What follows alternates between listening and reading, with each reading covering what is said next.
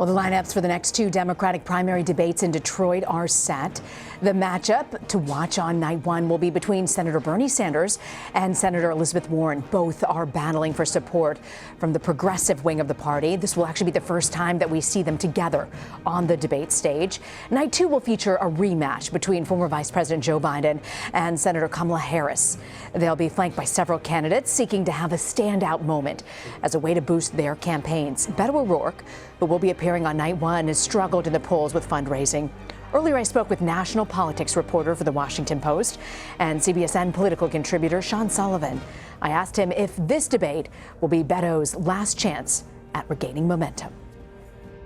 I think a lot of Democrats do see it that way. I mean, he came into this race with such high expectations. He was able to raise so much money early on. A lot of Democrats felt he had momentum coming out of the race he ran in Texas last year, but we just haven't seen that translate into any kind of support on the ground anywhere in any of these early states. He struggled to continue to raise money. So if he does not have a bounce back or breakout moment of some sort, you could start to see more and more Democrats say, hey, it is time for Beto O'Rourke to consider doing something else besides running for president. And then night two, we're going to see a rematch with Biden and Harris. A lot has happened since their initial clash on busing. Biden has released his health care plan. Senator Harris has continued to clarify her stance for Medicare. Do you think this is going to be really a big focus on health care? Will that be the contentious issue between the two of them?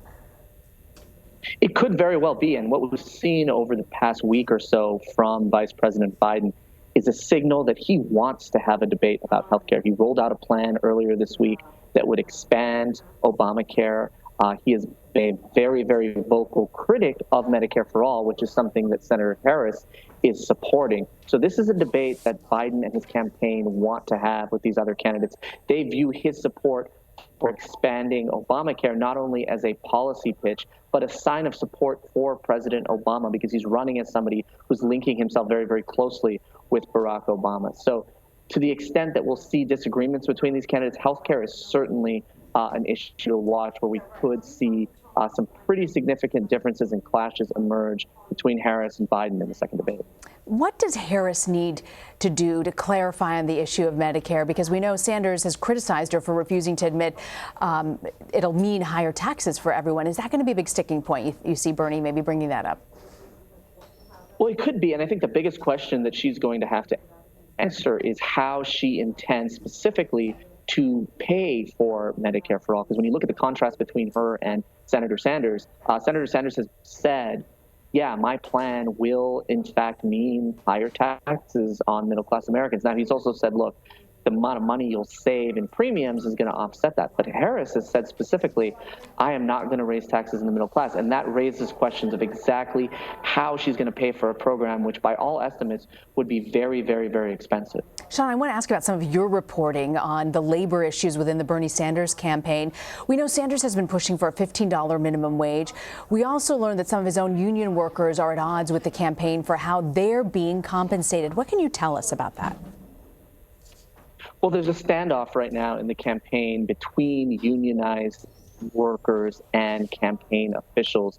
Field organizers, and these are workers who are out in the field talking to voters, trying to make contact with voters, are being compensated at a level that they feel is not up to what it should be. They want their compensation to equal $15 an hour. Now, they're paid annually. They make $36,000 a year, but what a lot of them are trying to impress upon management is that they're working many, many hours. And so they want the rhetoric that Senator Sanders has put out there when it comes to supporting workers, supporting a $15 minimum wage, to apply to them as well. So that's what you're seeing right now is members in this union, and it was really a first of its kind union for a presidential campaign, squaring off against campaign management. And we'll see where this goes and whether they're able to get what it is that they're seeking. All right, Sean Sullivan, thank you very much for joining us, Sean.